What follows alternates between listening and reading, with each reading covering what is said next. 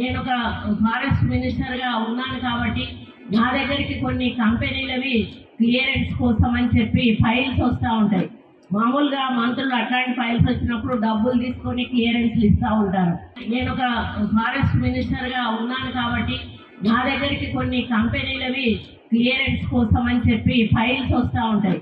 మామూలుగా మంత్రులు అట్లాంటి ఫైల్స్ వచ్చినప్పుడు డబ్బులు తీసుకొని క్లియరెన్స్లు ఇస్తూ ఉంటారు. నేను కాంగ్రెస్ మంత్రులు అనేటువంటి మాట ఎక్కడ కూడా మాట్లాడలేదు. జనరల్గా మంత్రులు అనేటువంటి మాట మాట్లాడినా, అందరూ అని కూడా మాట్లాడలేదు. జనరల్గా మంత్రులు అని మాట్లాడిన దాన్ని ఎవరి ఆలోచనను బట్టి వాళ్ళు దాన్ని అర్థం తీసుకోవచ్చు. అంటే ఇక్కడ టీఆర్ఎస్ వాళ్ళ మైండ్ను బట్టి వాళ్ళు దాన్ని అర్థం చేసుకొని నేనేదో తప్పు మాట్లాడినా మా మంత్రులు అవినీతి చేస్తూ ఉన్నారు అనే పద్ధతిలో నేను మాట్లాడినా అని చెప్పి ట్రోలింగ్ చేయడం చాలా బాధాకరం.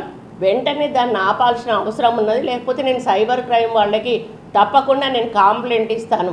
ఇది ఎట్లంటే తొండముదిరి ఊసర వెళ్ళి అయినట్టుగా ఈ టీఆర్ఎస్ ట్రోల్స్ ఏవైతే ఉన్నాయో, టీఆర్ఎస్ పేడ్ బ్యాచ్ ఏదైతే ఉందో వాళ్ళు మరీ దారుణంగా